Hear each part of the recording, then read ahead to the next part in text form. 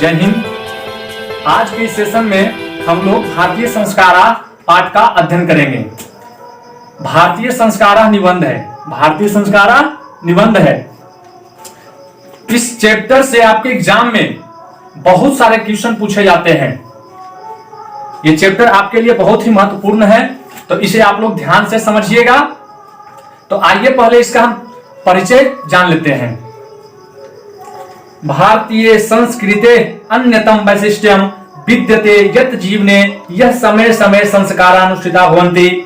भारतीय संस्कृति की एक खास विशेषता यह है कि समय समय पर संस्कारों का अनुष्ठान होता है। भारतीय संस्कृति की एक खास विशेषता यह है कि समय समय पर संस्कारों का अनुष्ठान होता है। अद्य संस्कार शब्द सीमितो व्यंग रूप प्रयुज्यते किंतु संस्कृत रूपकरणमिदं भारतस्य व्यक्तित्वं रचयति।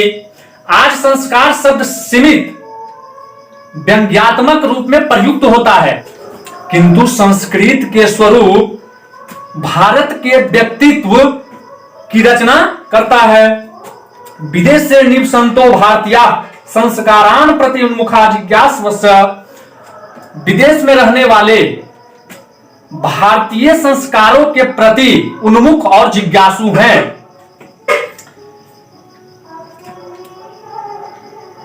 विदेश से निवसंतो भारतीय संस्कारान प्रति उन्मुखा जिज्ञासे पाठे अस्मिन् तेषां संस्काराणां संक्षिप्त परिचयो महत्व च निरूपितम्। इस पाठ में उनके संस्कारों का संक्षिप्त परिचय और महत्व निरूपित किया गया है।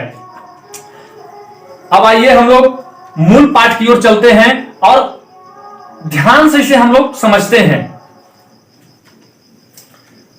भारतीय जीवने प्राचीन कालतः संस्कारा महत्वम धारयन्। भारतीय जीवन में प्राचीन काल से ही संस्कार का महत्व रहा है। प्राचीन संस्कृतेर विज्ञानम संस्कारेभ्यो जायते। प्राचीन भारतीय संस्कृति की पहचान संस्कारों से ही है। अत्र ऋषीणाम कल्पनाशीत यत् जीवनस्य सर्वेषु मुख्यावसरेषु वेद मंत्राणां पाठः वरिष्ठानां आशीर्वादः होमः परिवार सदस्यानां सम्मेलनं च भवेत्। यहां ऋषियों की सोच थी कि सभी मुख्य अवसरों पर वेद मंत्रों का पाठ, बड़ों का आशीर्वाद, हवन क्रिया तथा परिवार में सभी सदस्यों का एक साथ मेल मिलाप होना चाहिए। तत् सर्व संस्काराणां अनुष्ठाने संभवति। यह सभी संस्कार के अनुष्ठान से ही संभव है। एवं संस्कारा महत्वं धारयन्ति। इस प्रकार संस्कार महत्व धारण करते हैं। किंच संस्कारस्य मौलिकः अर्थः परिमार्जन रूपः गुणाधान रूपश्च न विस्मर्येत्। संस्कार के वास्तविक रूप से परिष्कृत, संस्कार के वास्तविक रूप परिष्कृत रूप तथा गुणग्राही रूप को भुलाया नहीं जा सकता। अतः संस्कारा मानवस्य क्रमशः परिमार्जने दोषापनयने गुणाधाने च योगदानं कुर्वन्ति। अतः संस्कार मानव को क्रमशः शोधन दोष को दूर करने का कार्य तथा गुणग्राही बनाने में योगदान करते हैं। संस्काराः प्रायेण पंच विद्याः सन्ति। जन्म पूर्वाश्रयः शैशवः खड् शैक्षणिका पंच गृहस्थ संस्कारः विवाह रूपः एकः मरणोत्तर संस्कारश्चैकः। संस्कार मुख्यतः 5 प्रकार के होते हैं। संस्कार मुख्यतः 5 प्रकार के होते हैं। जन्म से पहले 3, शैशव में 6, शिक्षा कर्म में 5, गृहस्थ संस्कार विवाह के रूप में 1 तथा मृत्यु के पश्चात 1 संस्कार। इस प्रकार संस्कार 16 हैं। इस प्रकार 16 संस्कार होते हैं। जन्म पूर्व संस्कारेषु गर्भाधानम पुंसवनम सीमंतोनयनम चेति त्रयो भवन्ति। जन्म के पहले के संस्कारों में गर्भाधान, पुंसवन तथा सीमंतोन्नयन ये 3 होते हैं। अत्र गर्भरक्षा गर्भस्थस्य संस्कार रोपणम गर्भवत्याश्च प्रसन्नता चेति प्रयोजनम कल्पितमस्ति। यहां गर्भरक्षा गर्भस्थ शिशु में संस्कार डालना तथा गर्भवती स्त्री की प्रसन्नता के लिए उपाय या उद्देश्य की कल्पना है। शैशव संस्कारेषु जातकर्म, नामकरणम, निष्क्रमणम, अन्नप्राशनम, चूड़ाकर्म, कर्णभेदश्चेति कर्मसो भवन्ति। बचपन के संस्कारों में जातकर्म, नामकरण, निष्क्रमण, मुंडन, कर्णभेद आदि संस्कार क्रमशः होते हैं। शिक्षा संस्कारेषु अक्षरारंभ, उपनयनम, वेदारंभ, केशांतः, समावर्तन चेति संस्कारा प्रकल्पिता। शिक्षा संस्कारों में अक्षरारंभ, जनेऊ, वेद पाठ करने का प्रारंभ, केश कर्तन संस्कार की कल्पना की गई है। अक्षरारंभे अक्षर लेखनम अंक लेखनम च शिशु प्रारभते। लेखन के प्रारंभ में शिशुगण अक्षर लेखन तथा अंक लेखन प्रारंभ करते हैं। उपनयन संस्कारस्य अर्थः गुरुना शिष्यस्य स्वगृहे नयनम भवति। उपनयन संस्कार का अर्थ गुरु द्वारा शिष्य को अपने घर लाना होता है। उपनयन संस्कार का अर्थ गुरु द्वारा शिष्य को अपना घर लाना होता है। तत्र शिष्यः शिक्षा नियमान पालयन अध्ययनम करोति। वहां शिष्य शिक्षा के नियमों का पालन करते हुए अध्ययन करता है।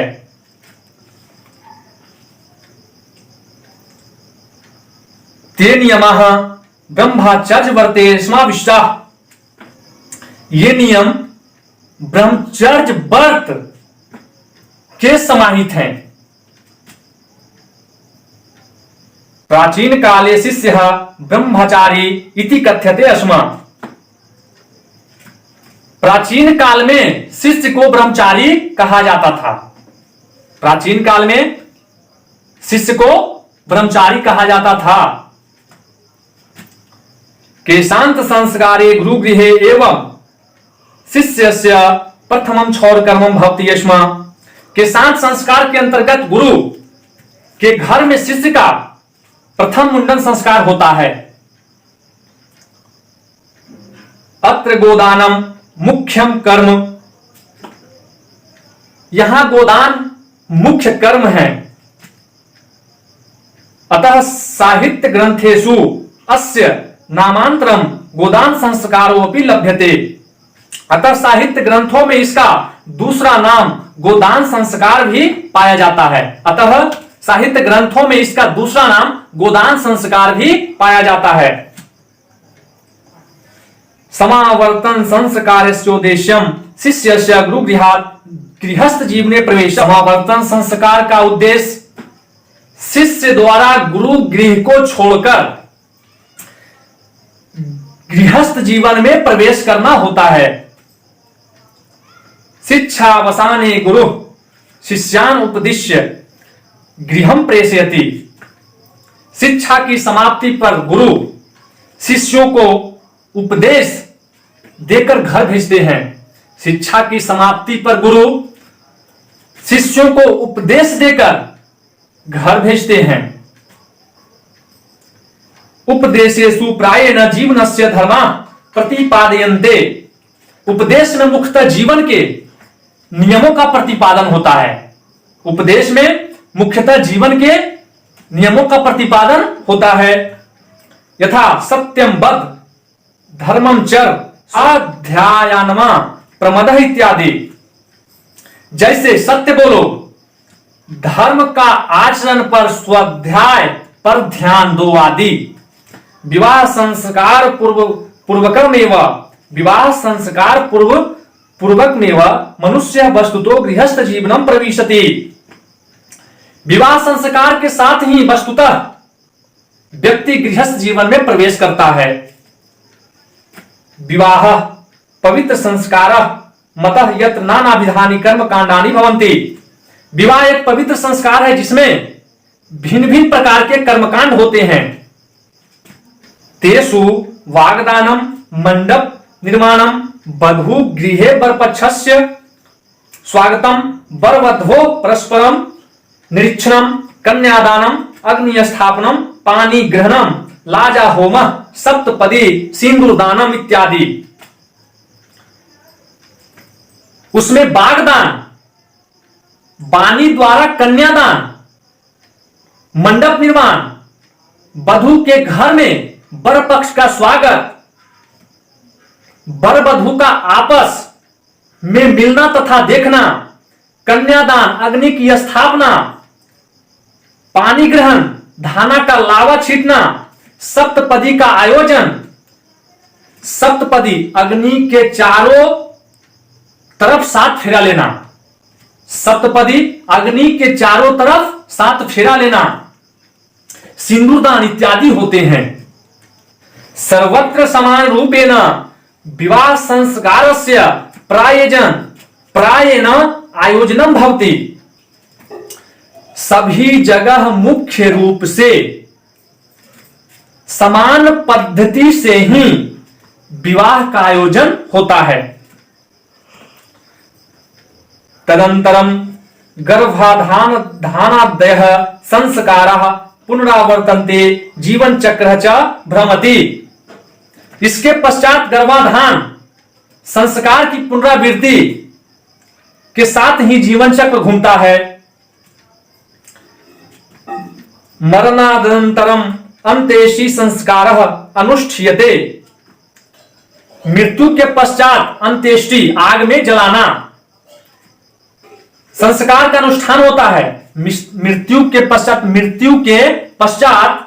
अंत्येष्टि, आग में जलाना, संस्कार का अनुष्ठान होता है। एवं भारतीय जीवन दर्शनस्य महत्वपूर्णम उपादानम संस्कारः इति। इस प्रकार भारतीय